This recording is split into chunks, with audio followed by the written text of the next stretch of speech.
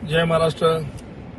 मी आता सकाळी उठल्याच्या नंतर माननीय आमदार बागर साहेबांचा व्हिडिओ पाहिला आणि बराच वेळ विचार करत बसलो की पुष्कळ दिवस झालं म्हणजे ते मागे चर्चा होती 7-8 जण जाणार, असं होणार तसं होणार, त्याला आता थोडासा ब्रेक लागला। आता शिंदे साहेबांचं आणि फडणवीसांचं थोडंसं भानगडी चालल्यात की लगेच आपल्या बांगर साहेबांना सुरू केलं की नागेश पाटील आमचे असंच आज नाही उद्या होणार, काय की गणित लागणार, काय की वजाबाकी गुन्हाकार ह्यो त्यो। ते बांगर साहेब काय कस काय हिंगोली काय फिसकटला का काय, जरा वाळू घसरली वाटायला पायाखालची म्हणून हे चालू आहे का? असं केल्याच्या नंतर काही फरक पडत नसते। नागेश पाटील काय चीज आहे सगळ्या दुनियाला माहित आहे, तुम्ही काही बोललं तरी काही फरक पडणार नाही। पण मला असं वाटायला लागलं की हिंगोलीमध्ये लय टर्या मारू लागले, काही जरा असं कमी जास्त झालंय का, म्हणून आमची काहीतरी असं काय अजून दुसरं काही पैंतरे आजमावं लागले काय तुम्हाला?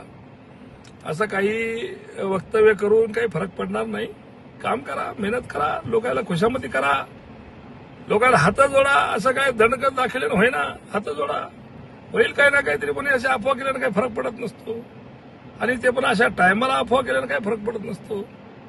त्यामुळे आपल्या सगळ्याला विनंती करतो बांधवांनो, असे व्हिडिओ आता रोज काही ना काहीतरी बिनबुडाची गाडी आता काही चालू राहतील। त्यामुळे सावध राहा अशा गोष्टीपासून। नागेश पाटील काय चीज आपल्या सगळ्याला माहिती आहे आणि आज हिंगोली लोकसभा मतदारसंघामध्ये जवळपास 5 ते 6 जागी नगरपालिकेचे नगराध्यक्ष आणि नगरपालिका निवडून येण्यासारखी परिस्थिती आज निर्माण झालेली आहे आणि यांच्यातच पायपोष नाही। उगाच दुसऱ्याला बोलून काय फायदा आहे आणि दुसऱ्यावर टीका टिप्पणी करून किंवा असं काही बोलून।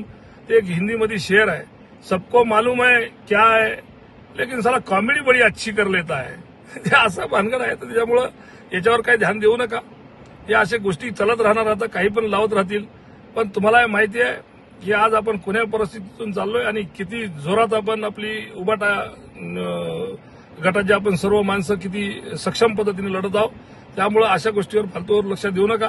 आता यांना असंच काही ना काहीतरी केल्याशिवाय पर्याय नाही आहे।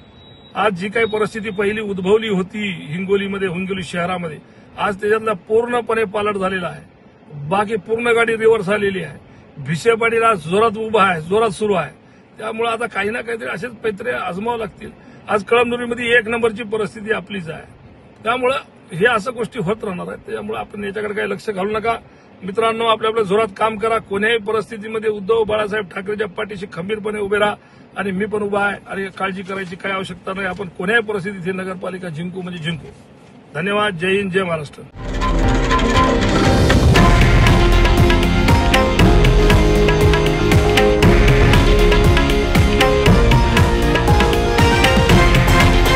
हे आहे देशातील नंबर 1 न्यूज नेटवर्क आणि आपण पाहत आहात TV9 मराठी, एकमेव।